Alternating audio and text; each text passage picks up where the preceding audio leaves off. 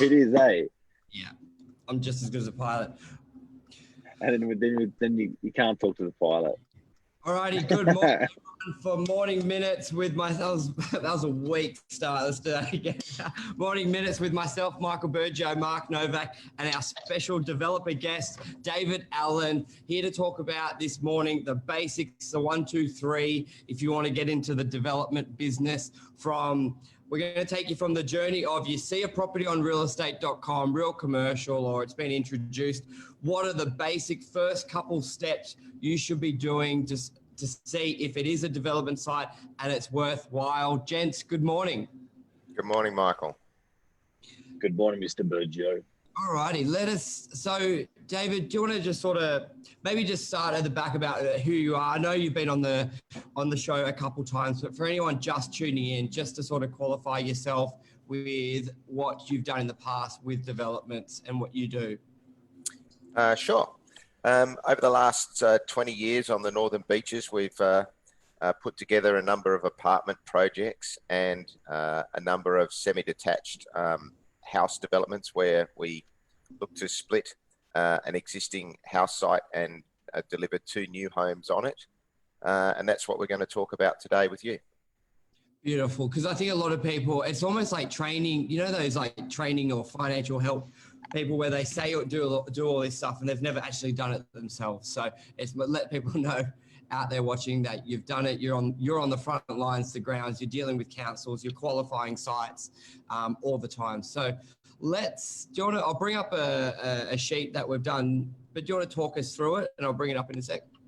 Sure.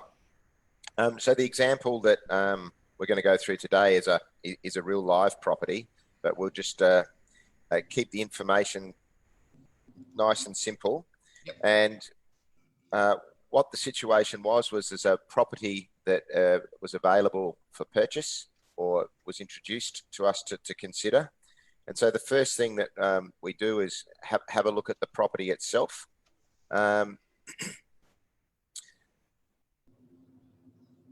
You go inside. You go there inside. We go. Yep, there we go. So up on the screen. So the first thing that we like to do is... Did you do that yourself, Dave? No, I did it. I was going to say, you've really come leaps and bounds. Yes.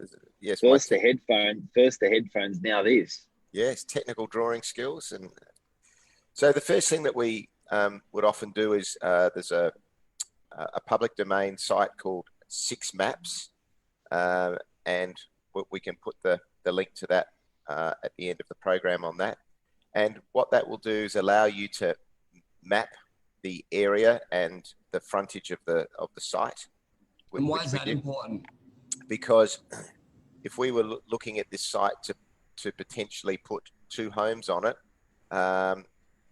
we need to understand its overall area and its frontage, because the next step that we need to do is then to look on the planning constraints of the property. And another great public domain website, which is New South Wales Planning Portal, which we'll also put a link up for you at the end of the show to have a look at. And it provides some information there that it's an R2 zoned low residential, and there's a minimum lot size of 700 square meters. Now, in theory, we need 1,400 square meters, yet this property is 1,340 square meters. So it's technically not able to be split in 2. However, if you fast forward 20 years of development experience, council will often consider the ability to split a block if it's within 5 to 10% of the notional range. So this would form... So just there, I'll interrupt because that's a huge thing. And a lot of people don't understand that. And this could mean some really good buying for people out there, because a lot of people, a lot of developers or people looking at subdivide, they will instantly just look at minimum lot 700, needs to be 1,400. If it's 1,398, no good, next property, which means there could be some good opportunity to buy some properties that people aren't thinking that way because they may not have the in-depth knowledge to do it. Do you think is it a bit higher risk, or is it pretty strong, the precedent? But some properties, guys, are for like 400, 400. Some are 600, 600. Some are 700, 700. So it does change on depending on what area you're in. Yeah. Yeah, and that's why you got to jump on that planning link that I just popped in. So first step, you see a property, then you go to either 6 maps, get your lengths and your widths and your area size. So that means when you go to the planning portal and it tells you what zoning and the size, you know if it qualifies straight away. What's next, Dave? So we're at the stage now saying that there is a chance that council would consider the subdivision of that site. So then we start looking at, well, what are the alternative uses that we can use that site for, and the alternative outcomes, given that we think that there's an opportunity to split the block. And so speaking with various builders, planners, real estate agents such as yourselves, what is the target market looking for? And we've put a table in below there, Michael, if you want to put that up. And what we determined is that the market there would ultimately like two new homes, 4-bedroom, 2.5 bathroom, second living room, undercover garage for a couple of cars. And the most efficient way to deliver that is something like a GJ Gardner or one of the other project home people deliver an awesome quality home for something in that sort of $1.4 million range, $1.5 million range, including landscaping for 2 homes. And looking at several projects or several homes in that area, that seems to be the most efficient way to deliver an outcome there.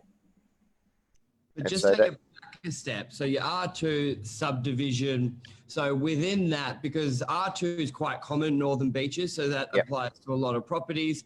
But within there, you've got not just the style of properties. Let's say, not to confuse people, but you may get a mixed use development like a B2, a B4, or an R3, and then you're actually deciding between, because the R2 is actually quite simple because your options are quite minimal.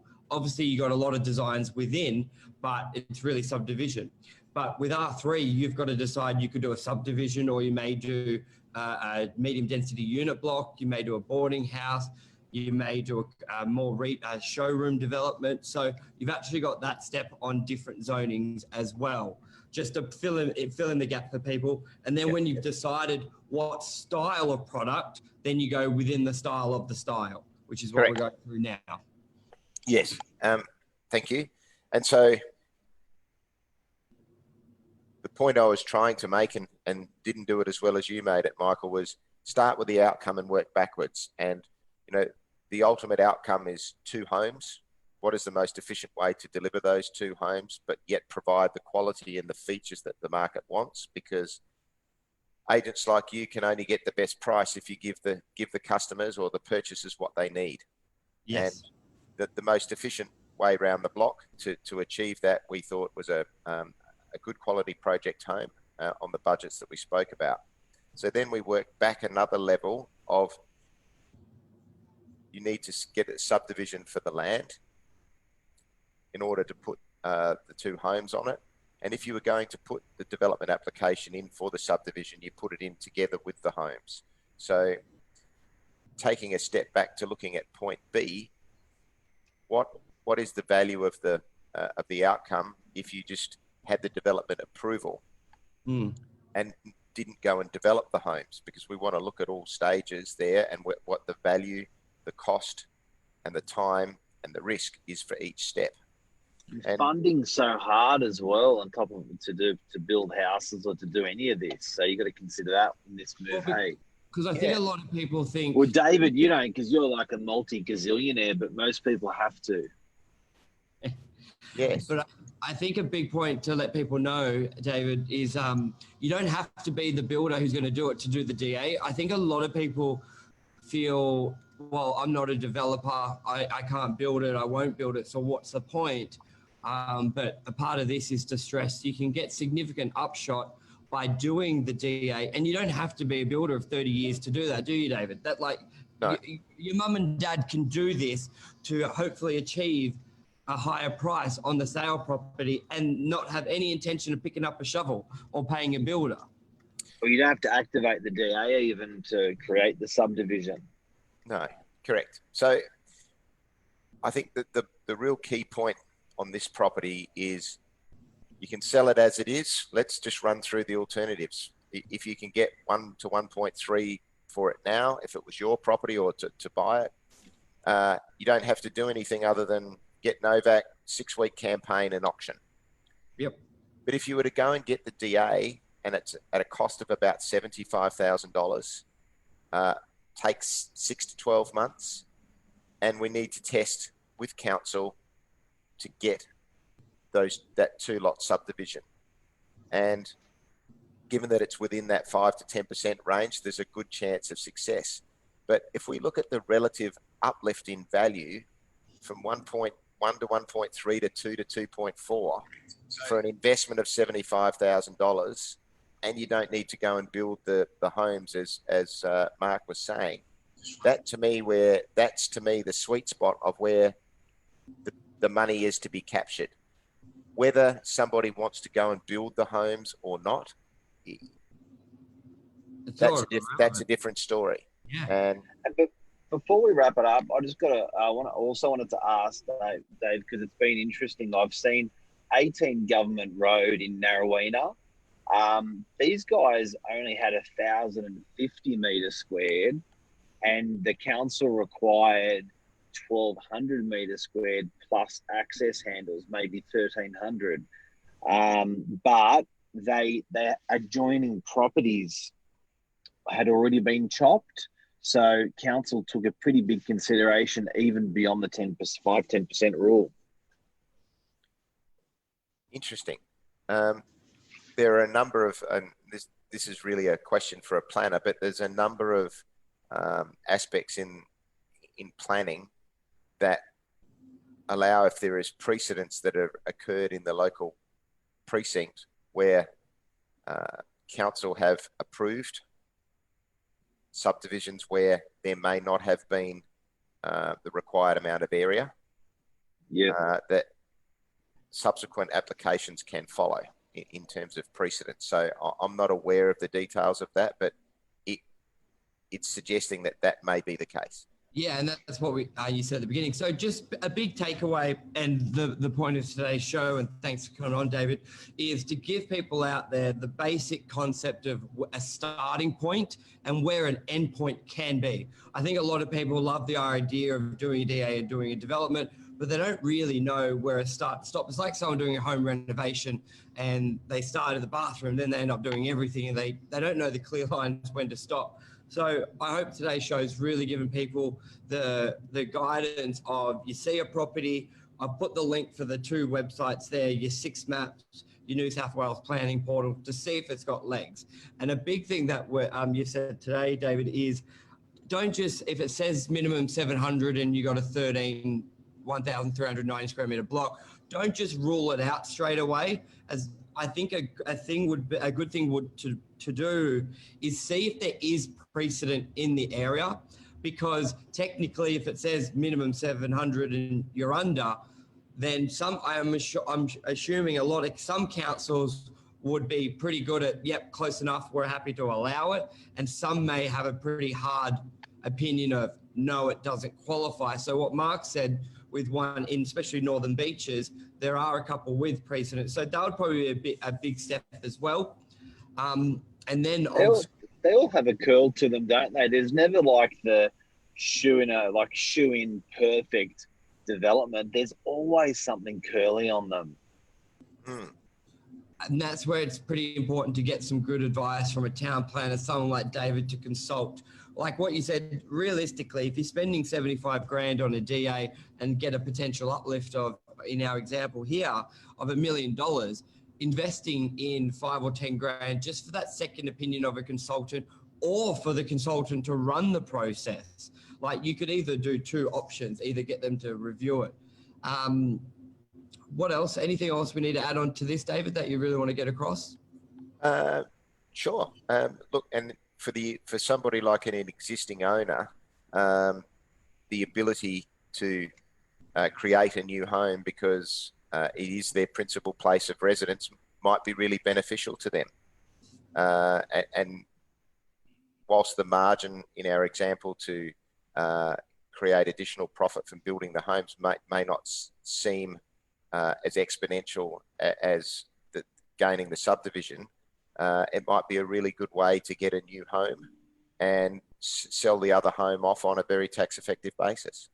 I was just about to say that. Isn't there a lot of benefit for people if they've owned a block for a long time and let's say they are not exempt from capital gains?